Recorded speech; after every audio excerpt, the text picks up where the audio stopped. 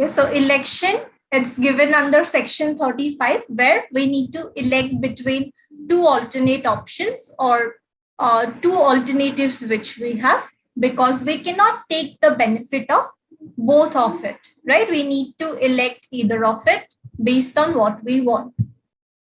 And it applies when a person not having the right to transfer a property promises that I will transfer it to you, right? In that case, original owner would have two options: either to accept this benefit or the money and validate this contract, or elect the property that no, I am happy with the property that I have. After that, we have provisions relating to marshalling, which is given under two sections, chapter 3 as well as chapter 4. Both of these two chapters talk about marshalling.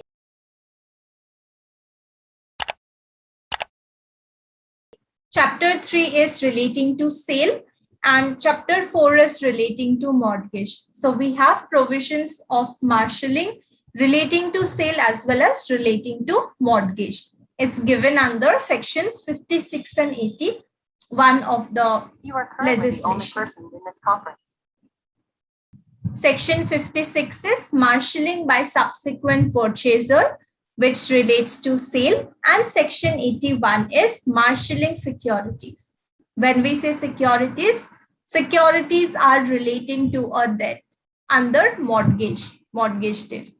So rule of marshalling, which basically means arranging things in a certain order or arranging it in a certain systematic order, right? Arranging it in its proper order, like how we have these logical reasoning questions we get, right, in some exams, that if 1, 2, 3, 4, after that what will be the next figure, right? Or sometimes they may mention 2, 4, 6, next one would be what, like that. That means we need to apply our logic or mind and decide how is this numbers given. Is it like everything is like everywhere we are adding to, or how is it? Then we can arrange it in its proper order. Similarly, under marshalling also, there would be certain options which we need to arrange in a certain proper given order. It's given under two sections as we discussed, one relating to sale, which is marshalling by subsequent purchaser, another relating to mortgage, which is marshalling of securities. So how will we arrange things? In what order we will arrange things, and why will we do that? That is what we need to understand. And we will try to understand both of these two sections with the help of two examples. First of all, section 56 we will discuss, which relates to sale. Marshalling by subsequent purchaser. When we say subsequent purchaser, that means a sale deed has taken place, an agreement of sale has taken place, but subsequently, before this sale deed, there was something else that happened with the property. So what is that something else which happened? It is nothing but a mortgage. That means, first of all, there was a mortgage. After that, subsequently, there was a sale when this mortgage was still valid, still binding. That is what we are studying under section 56. Take, for example, A is a person who is owner of 3 different properties. A is a person owner of 3 different properties, A, B, and C. Okay, and these properties are valued 30,000, 10,000, and 20,000. So A is the owner who is having 3 different properties worth 30, 10, and 20,000 rupees. Now, this person was in need of some money, and this person decided to enter into a mortgage agreement that I will mortgage all of these 3 properties worth 30, 10, and 20,000 to you. And in return, you will have to give me a loan of 35,000. Right? That is the first situation here, that there is a mortgage. One person being owner of 3 properties decided to mortgaged all these three properties to someone to obtain 35,000 rupees. So this money was obtained, and while this mortgage was still in operation, when this money was not yet repaid, mortgage was still in operation at that point in time. What the mortgager does is, mortgager sells one of such properties. Out of these three, one of the properties is sold to someone. That means after the mortgage, subsequently there was a sale agreement. And this person is no one else but a subsequent purchaser. So subsequent purchaser paid the price for it and accordingly got possession or ownership of the property of 30,000 rupees. Now, original owner failed to repay this amount of 35,000 rupees, right? Failed to repay this amount. That is why mortgagee decided that, okay, fine, let me recover the amount from these three properties which I have as a security. I will recover the amount from these securities. Accordingly, mortgagee wants to proceed with recovery. In such a case, subsequent purchaser will have right of marshalling. Subsequent purchaser would come into picture and say that, okay, fine, I respect your right. You were the first person in terms of time. You came first.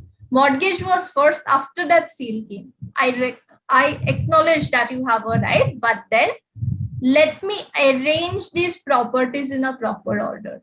Because you have three options to recover the money, why not you first try to recover it from these two properties? You try to recover it from these two properties worth 10,000 and 20,000. If you are able to recover your entire amount, well and good. You are also enjoying your right. You are also not affecting my right. My property is also not affected. So you need to, you have complete right to recover, but it should be in a certain given order, that first you try to recover from these two properties. If you are not able, you can touch this third property also. That is nothing but marshalling by subsequent purchaser, so that his rights are not affected. Because under sale agreement, he has paid the price for it, right? So he or she will say that, okay, let me arrange it in a certain given order so that your rights are also not affected. My rights are also not being affected. Okay, so this is nothing but marshalling by subsequent purchaser. First of all, there was a mortgage of more than one property. If it's only one property, there is no question of arranging, right? What would we arrange? There has to be more than one property. So in case of section 55, there are three properties. So the subsequent purchaser can say that, first of all, you try to recover from these two properties. After that, you can touch the third one, so that you are also able to enjoy your right. Plus, I am also able to enjoy my right. That is nothing but marshalling by subsequent purchaser. Is this section clear? Yes, ma'am. So rules are also very simple, that owner has to have two or more than two properties, because obviously we cannot arrange one property. And out of those properties that the person is having, two or more properties he should be mortgaging. And out of those mortgage properties, something should be sold to another person. So the subsequent purchaser or the buyer is entitled that, yes, mortgagee is having a right to satisfy his mortgage debt, but then my rights also should not be affected. So let me arrange the properties in a certain given order. That is section 56, which relates to sale. Now, same provision, same marshalling we also have under section 81, that is coming under chapter mortgage, which is nothing but marshalling securities. That means when you are giving an amount under a mortgage deed, you will be getting some securities in return. So these securities are arranged in a certain given order. Arranging of securities. That is marshalling of securities, section 81. Here also, there has to be one first transaction, then another transaction. So that same example we can take, that one person is owner of 3 properties worth 30,000, 10,000 and 20,000. Owner was in need of money. She wanted 40,000 rupees. So she decided that let me enter into an agreement of mortgage. I will mortgage 3 of my properties and get an amount of 40,000 rupees from the mortgage. Accordingly, at first, there was an agreement of mortgage whereby mortgager got an amount of 40,000 rupees by putting these 3 properties as security.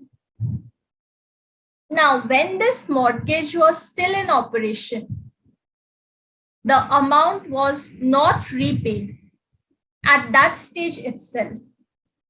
What owner has done is owner entered into another mortgage deed with someone else.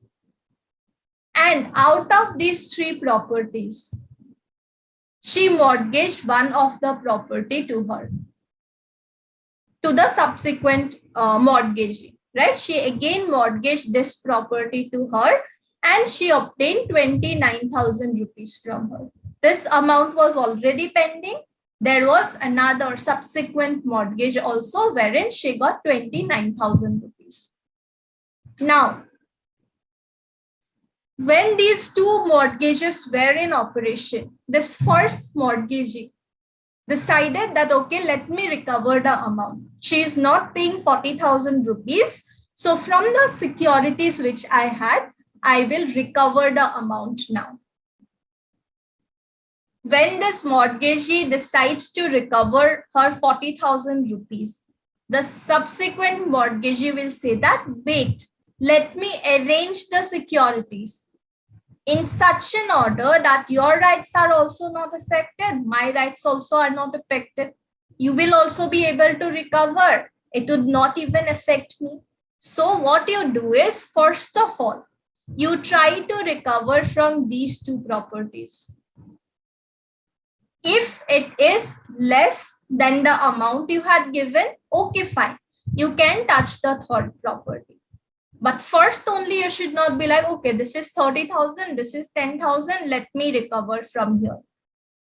Because it would affect her right? Because this property was only mortgaged to her. So she will come and arrange the securities in a certain given order so that rights of both the parties are not affected.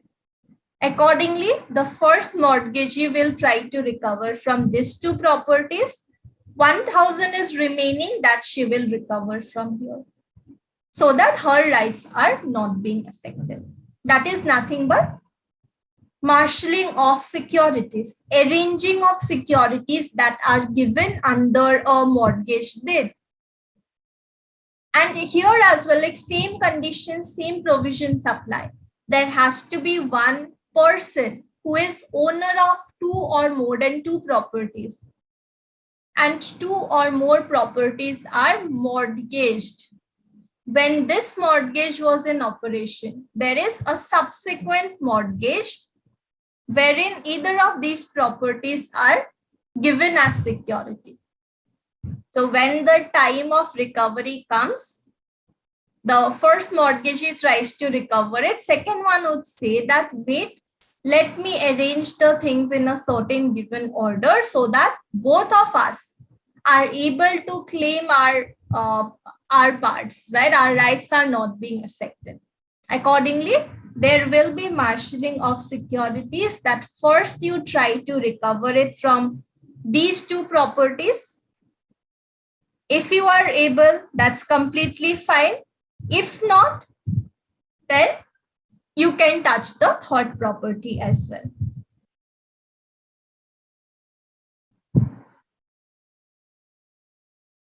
Is this part clear? Section. Yes, ma'am. So both are similar provisions only, just that the subsequent transaction is different, right? Whether it's sale, whether it's mortgage, their rights should be protected. That's the main aim, basically, that it should be like equity must be served to both the parties. Their rights must not be affected in either case. So section 81 also talks about rules of marshalling, but in case of mortgage, it relates. Here again, owner of two or more properties. There is one person who is owner of two or more than two properties, and he mortgages those properties to someone.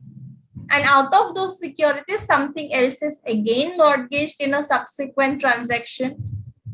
So when the time of recovery comes, then the person can say that, let me arrange the things in a proper order so that none of our rights are being affected under this transaction. Okay, so we discussed these few questions last class relating to election as well as marshalling.